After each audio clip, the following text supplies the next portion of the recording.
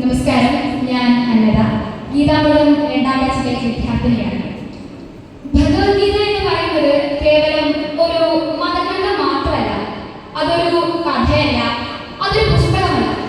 അത് ജീവിതത്തിൽ എനിക്ക് ചെയ്യാമെന്ന് ആലോചിക്കുന്ന ഉത്കണ്ഠാകുലരാകുന്ന മനുഷ്യർക്ക് വേണ്ടി ഉള്ള ഒരു ശാശ്വത ഗാനമാണ്, അല്ലെങ്കിൽ ഒരു ഗീതമാണ് ഭഗവത്ഗീത എന്ന് പറയുന്നത്.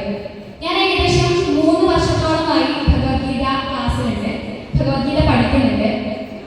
ഭഗവത്ഗീത പഠിച്ചതിന് ശേഷം എനിക്ക് ഏറെ നല്ല കാര്യങ്ങൾ മാത്രമേ സംഭവിച്ചിട്ടുള്ളൂ, നല്ല അനുഭവങ്ങൾ മാത്രമേ ഉണ്ടായിട്ടുള്ളൂ.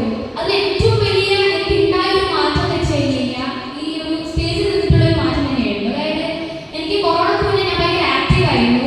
ഞാൻ എല്ലാ സ്റ്റേജിലും കയറും, എല്ലാ പരിപാടിക്കും പോകും, എല്ലാ പരിപാടിയും അവതരിപ്പിക്കും, ഒരു പേടി ഉണ്ടായിരുന്നില്ല.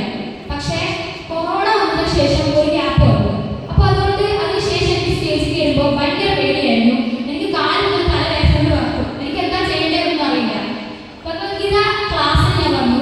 അപ്പോൾ എൻ്റെ ഫ്രണ്ട് പറഞ്ഞ ഇങ്ങനെ ഭഗവത്ഗീതയ്ക്ക് ഒരു ക്ലാസ് ഉണ്ട് ഓൺലൈനായിട്ട്, കണ്ടു നോക്കുക, കയറി നോക്കുക, ഇങ്ങനെ നല്ലൊരു ക്ലാസ്സാണ്, കോൺസെൻട്രേഷൻ ഒക്കെ കൂടും, കോൺഫിഡൻസ് ഒക്കെ കൂടും എന്നൊക്കെ പറഞ്ഞു.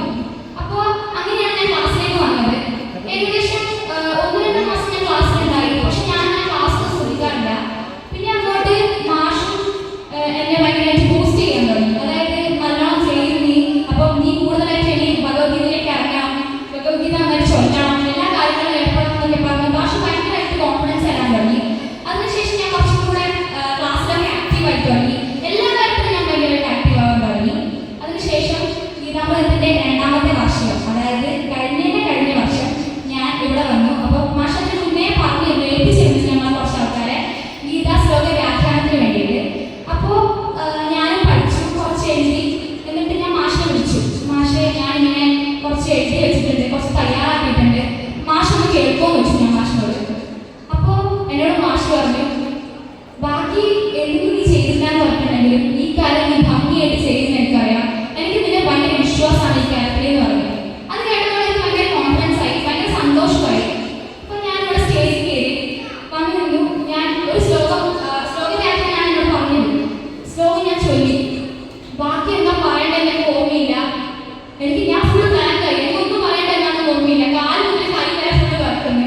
ഞാൻ ബാക്കി എന്തെങ്കിലും പറഞ്ഞ് ഞാൻ ഇറങ്ങിപ്പോയി. അതിനുശേഷം ഇന്നാണ് ഞാൻ ഈ സ്റ്റേജിൽ കയറുന്നത്.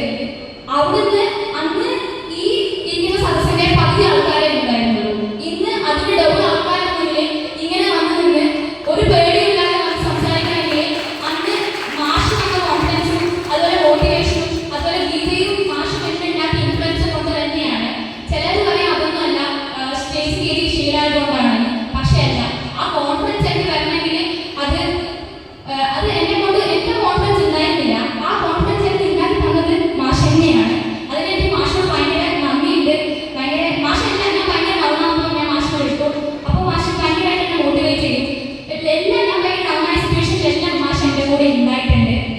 അന്ന് അങ്ങനെ ഒന്നും പറയാതെ ഇറങ്ങി പോകേണ്ടി വന്ന ഒരു അവസ്ഥയിൽ നിന്ന് ഇന്നിവിടെ അന്നുണ്ടായിരുന്ന ഡബിൾ ആൾക്കാരുടെ മുന്നിൽ വന്നു നിന്ന് ഒരു പേടിയില്ലാതെ സംസാരിക്കണമെങ്കിൽ മാഷ് ഉണ്ടാക്കിയ ആ ഒരു കോൺഫിഡൻസ് കൊണ്ട് തന്നെയാണ്.